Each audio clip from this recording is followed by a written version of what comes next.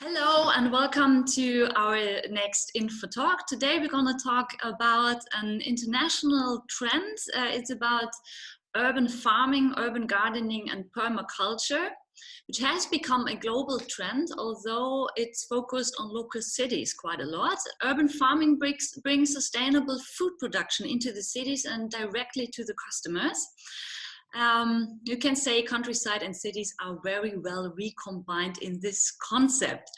And I'm very happy to welcome here on the line the co-founders of Farmlyplace, a startup and innovator for smart food production. Hello, Buaboon Phoraphorn and Christian Schappeit.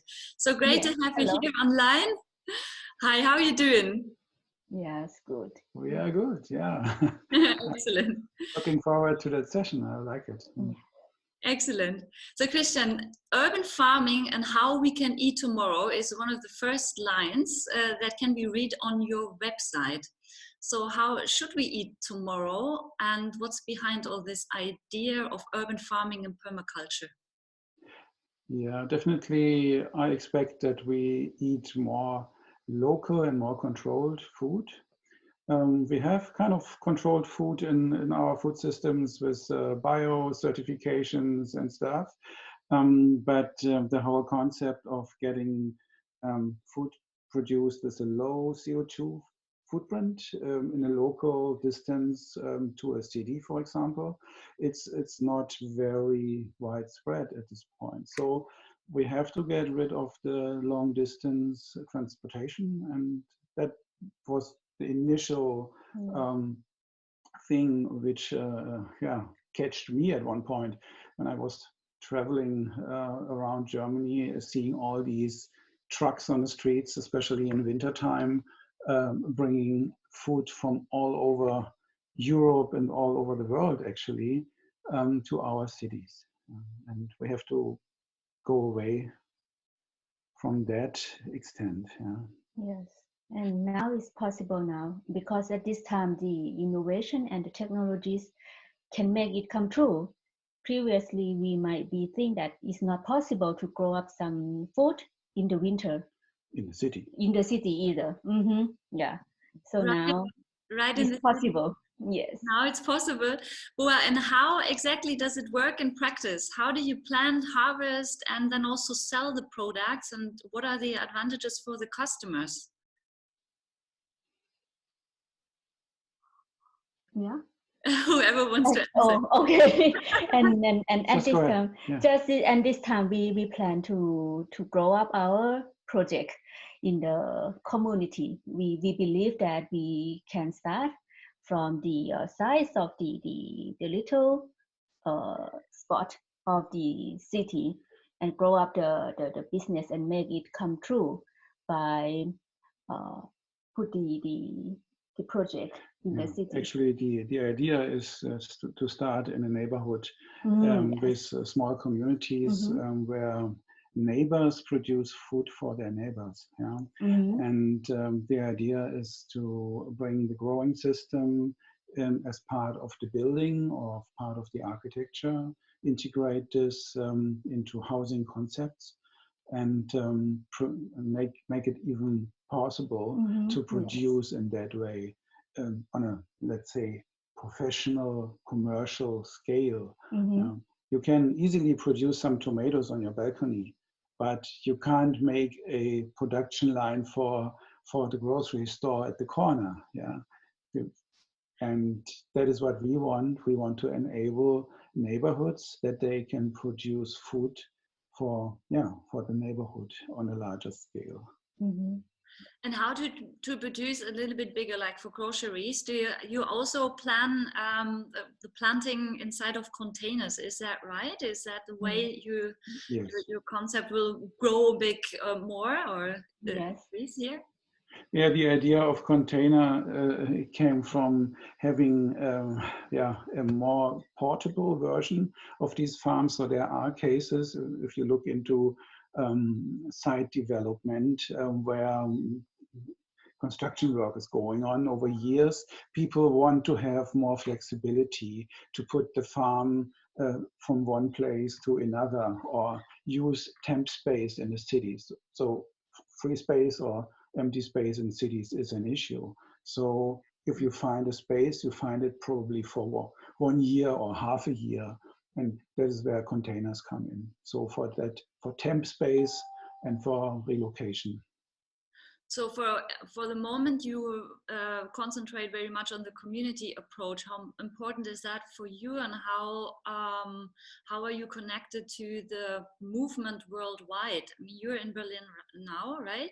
And are you in contact also with communities outside of Berlin? And how important is this community approach to you? Are you connected with good neighborhoods, and how is the reaction of the customers, let's say, or of the community members? Actually, we started very international. When I developed the idea in the early stages, I was traveling to Boston or to Toronto or to Singapore to talk to people who do this already in these cities in various ways, and started a knowledge exchange on technology and what's versatile, what's possible, what has a commercial scale. And so at one point we worked with some people in The Hague to have the first container test running here in Europe. And from that point on, for me it was clear, I want to see this in my city, I want to see this in Berlin. And so I started to run this company. And yeah, at one point I visited Bangkok and see what they are doing. And yeah, these cities in Asia, they have much more pressure to move forward because the weather conditions are more harsh. It's not easy to grow salad in Asia. It's the same in Malaysia, it's the same in Singapore. It's simply not possible. You need more technology to do it if you don't want to fly it in. Yes. And recently, both of us, we were in Dubai, in the sustainable city of Dubai. This is a neighborhood completely designed to serve in a sustainable way. And all types of urban farming technologies are present there in containers and vertical and horizontal. And yes, we see cities growing which are designed to produce in an urban style, as urban farming. Because every area, they have their own limitation for growing the food. In Europe, you're concerned about the weather in winter. But for Asia, we have a huge of land, the good environment, but we also have the problem about the conditions of the air pollution and soil. Yes, so for this become for that limitation, it became to be how can we control the environment for growing the food, and then containers is our solution. Is quite the place that we can control the environment and more easy and completely control the nutrition, the water, the air. That is more easy, and we can even do the manage and monitor it in the remote area. And maybe on top of that, if you go in the Middle East, for example, where you have really dry areas where water is an issue, so new technologies come into place where you use a fraction of water, which would be necessary in common agriculture. So this is another thing. In some areas it's too dry, in others it's too wet, in others is more pollution in the air or in the soil. So you have to get away from that to get fresh and healthy food. So there are a lot of challenges depending on what local area you want to have the farming, the urban farming, and the fields growing and the planting. Let's have a closer look to the technology. Your farming concept is now very based on the CO2 reducing technologies. The method hydroplanting is that what you're using, right? And this is not polluting the soil and the groundwater because the plants are placed into water tanks. Is that correct? And if so, how does it work, this technology, when you say you want to like reduce CO2 emissions, and then on the other hand you need one resources where quite a lot, water for example, and you already said that there's some locations or some cities which this is a huge challenge to have the water running. How do you deal with these challenges, and what are the exact challenges in, let's say, in a city like Berlin?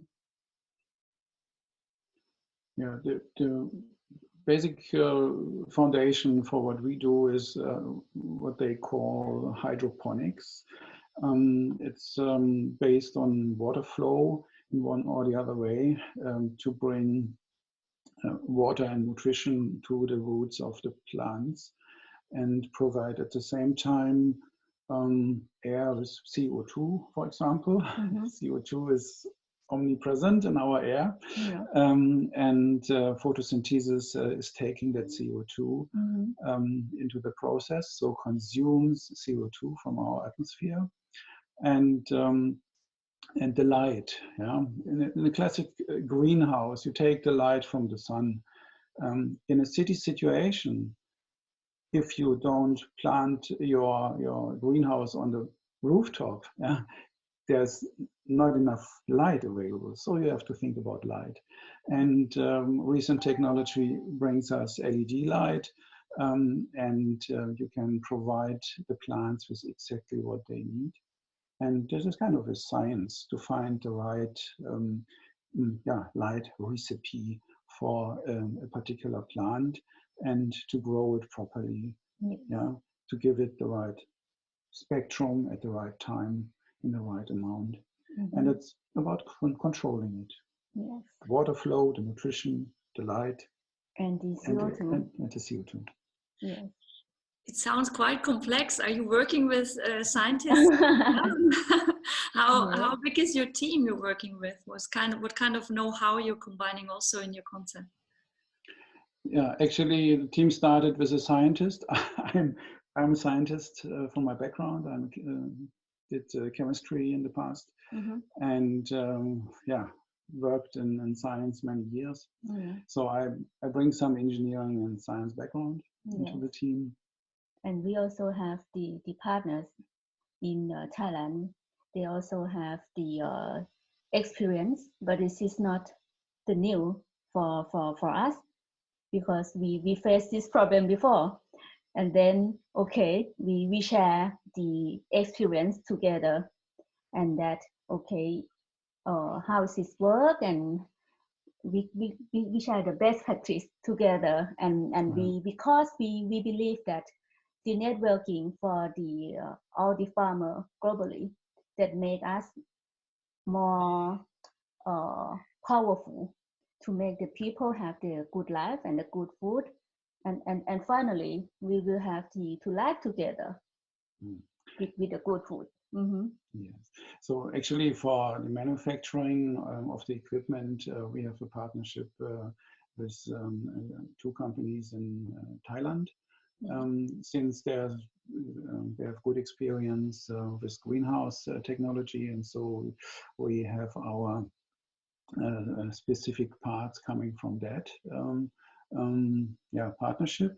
And we have in Berlin actually 5 people running, and we have these mini jobbers which are the farm keepers. The farm keepers who do this beside their regular jobs. So these part-time jobs take place here, or is part of the concept here to bring people in as farm keepers in the neighborhood, which do this just as a part-time job.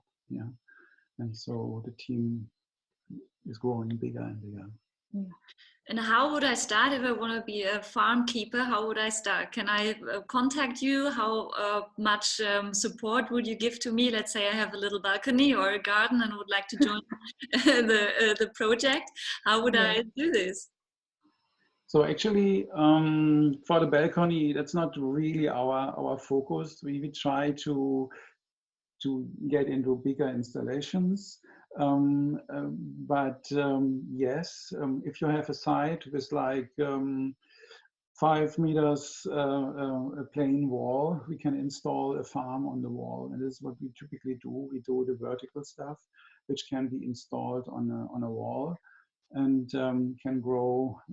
But in particular, salad and herbs, which can easily grow in a vertical style. And if you want to become a farm keeper, just give us a call or send us or fill out the form on the farmlyplace.com web page, and we come and install the farm and give you the training on how to do it, or you book the service. Cool, that sounds great. That sounds great to me. It typically comes with the bundle. So if we install this in an office or in a restaurant, nobody wants to do the farm keeping. So they want to trust us in farm keeping and book the service typically. Yes. Even you have the space in your communities, or maybe in the companies that they have the area in the factory. You have some space that you want to develop and bring the people to get gathering, to have the activities together. In school, we did this recently in an international exchange school at CIEE in Gneisenaustraße in Kreuzberg. And we support their lessons and courses in urban design as well, and work with the students on site and do this in a serviced way. So you can book us as an education program. Did you also address in Berlin already like administration or the Senate? You work also together with politicians or official way? Actually, that's coming in like this year more and more. So there seems to be more awareness about this. Urban farming seems to be an option again, since the gardening part is you can't scale it enough, and so we come in with our more commercial look at the things, and it's more appreciated. I noticed that like beginning of this year. Yes, and we need the support from the government and the town and the people in the town, because it can't maybe become true that without the support from everyone. Actually, it needs kind of shared. You need the architects, the site developers, you need the local administration to make up these projects from the beginning to support these urban farming approaches. And if you don't do it, it will be more like a hobby or just a project. But if you want to do it in a commercial and successful way, you have to plan for it from the beginning, and then it will work. And architects are looking at it, and we are in talks with them. And it's moving. Holding up that you find a lot of spaces, of course, rare in the city, especially in Berlin, and also quite a lot fought over, but there are places, of course. Let's talk a little bit about this. You said that before, getting rid of long-term transportation ways. Christian, you said that before. Let's have a look at the supply chains and economic system behind it.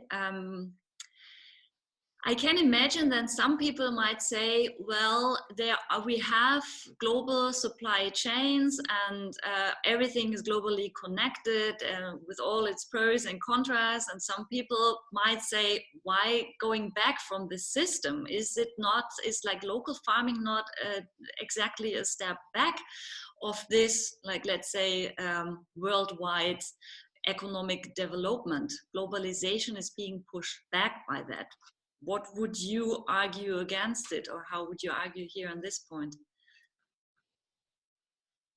I wouldn't say that we are pushing something back. Maybe we are moving something forward. And in what way? Actually, we can say that at this time we try to balance about the globalization and the localization. We should for us, this idea is we try to balance for both sides, because at this situation that's like the coronavirus, we learn from that sometime if our food is depend on the supply chain from over the other place too much. At this time, sometimes we don't have enough food. But for this idea, it became the how can we manage, how the balance for both sides, locally, globally. And this is one that it can make it possible to balance for these two sides that's so far away. These ways can be the middle. Mm-hmm. So it's more about finding the connection and the balancing instead of thinking neither nor because the supply chain. Because at the end of the day, maybe one aspect of it. So the supply chain is one thing. If you have your food production distributed around the whole globe, that is one concept, and maybe the big food chains are pushing that because it worked so well in the past. Yes. But if it comes to a CO2 footprint, these concepts are not longer equivalent to what we want. Yeah.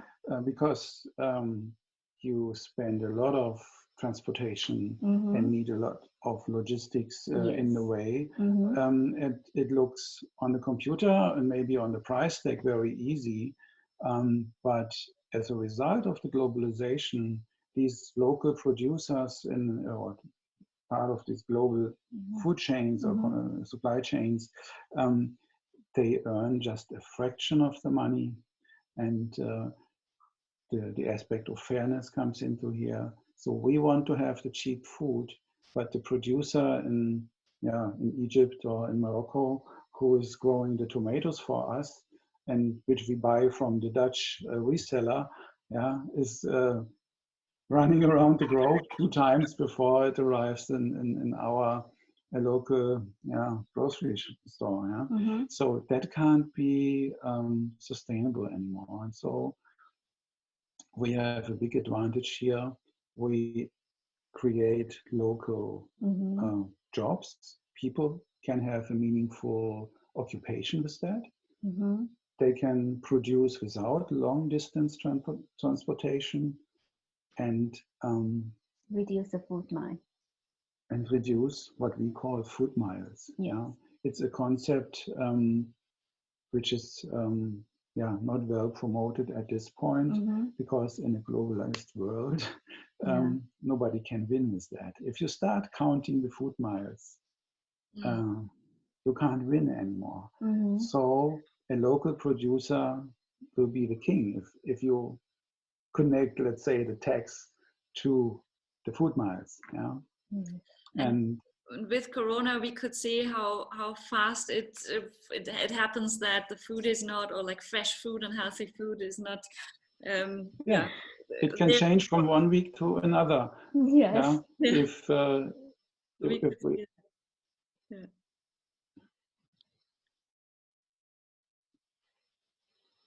So it's also a social concept behind it, and thinking globally, and also like focused on the local way of thinking, in the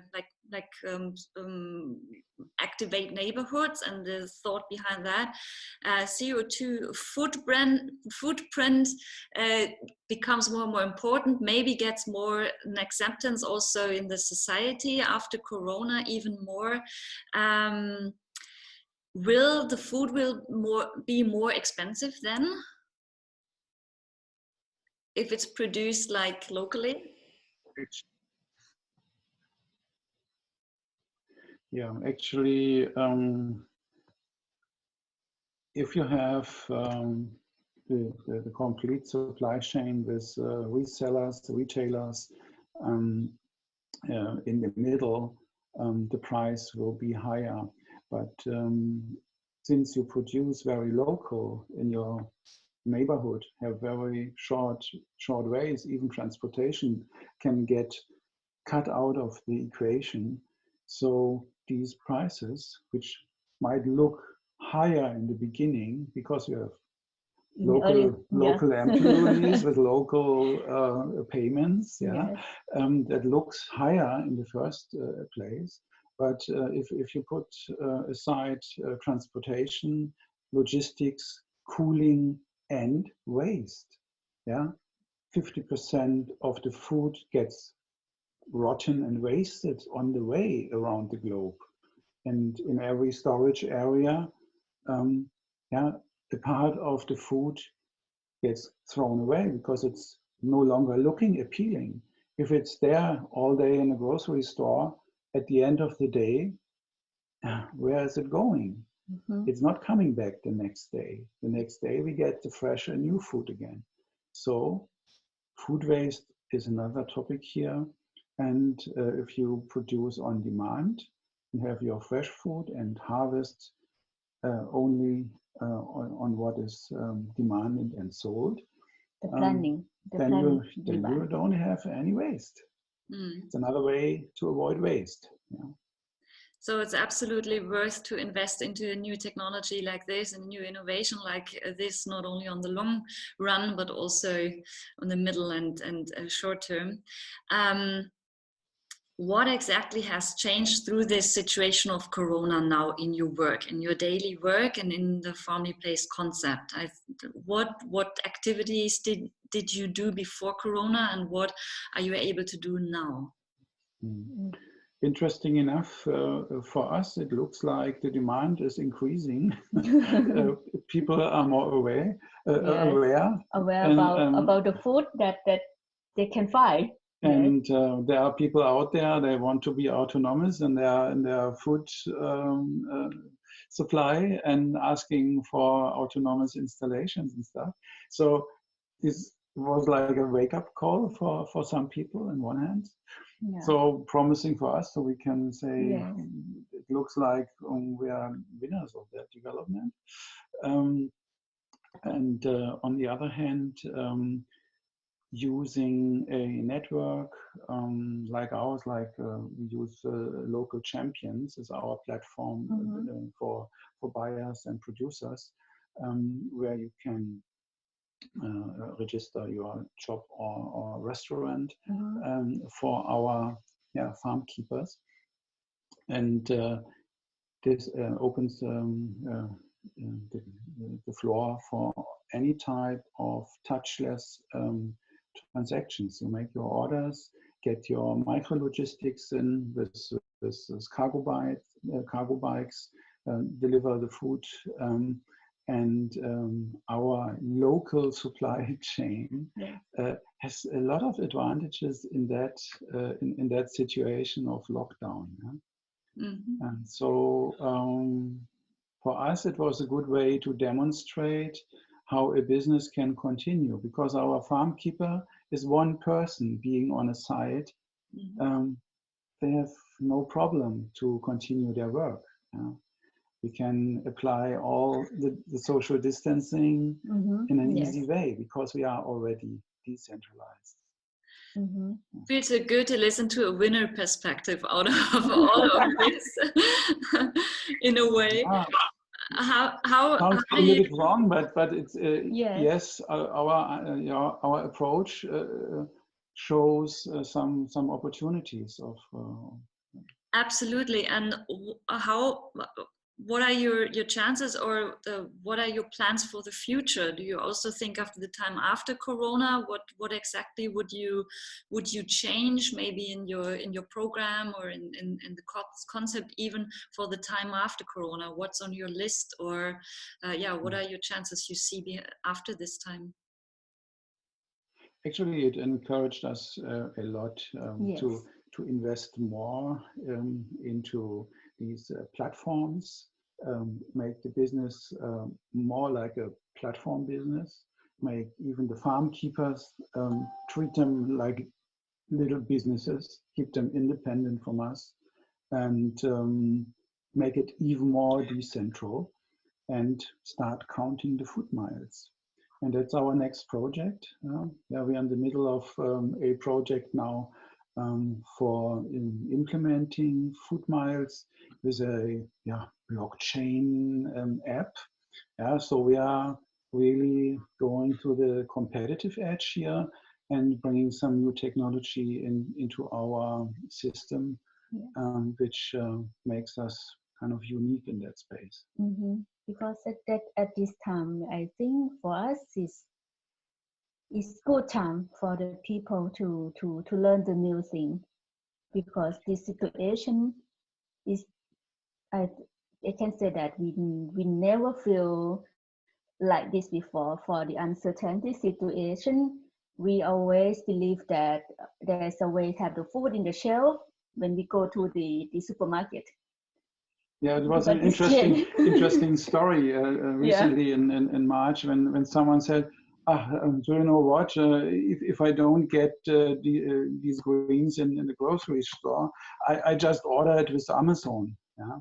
And out of a sudden they learn that even in Amazon some goods are not available anymore. Yeah, exactly. And then they learn maybe this type of let's say ginger came from China. Yes. And we didn't even notice it. Yeah. And wake up. Yeah. Yes, this is time that we call that the customer behavior is changing by the situation. They start thinking about distances. Yes. And also the acceptance behind it. What do you think? Behind this whole, like, it's a wake-up call. You said it changes a lot in the behavior, and also more about acceptance to change, like, of knowing processes. What do you think? Yes. What I notice is that people, if they change behavior, they notice that this is not only bad. There can always be a positive impact, and to learn that if you change your behavior, whole supply chains can change, business models can change. There's a lot of opportunity into it. Yeah. And yes, there are also problems, maybe, big impact will hit big industry maybe, but there's always another side. And maybe this time it's more open for decentral approaches, local approaches, more creative approaches, maybe more social approaches. Yes. The impact make the chance for some industry, and we are on that chance for the people to learn their open mind. Because of this situation, the people try to find the new thing. They have to open their minds. Yes. And it's good. Yeah. That's the good thing about it. Yes.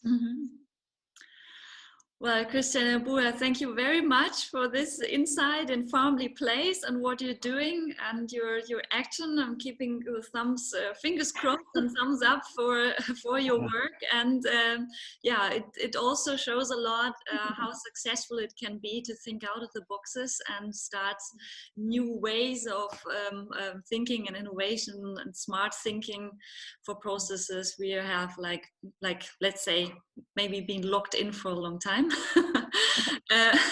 So thank you very much for this, fresh wind and new thoughts, and introducing your concept. All the best to you guys, and let's keep in touch. I'm very curious what's coming next, and noticing here in this situation, in this moment, it is possible to create an app quite quickly. Yeah, thank you. Yeah, on the way. Yeah, on the way. Watch out. I'm looking forward to. Thank you very much, you two. All the best to you. Stay Yeah, up. thank you. Bye bye.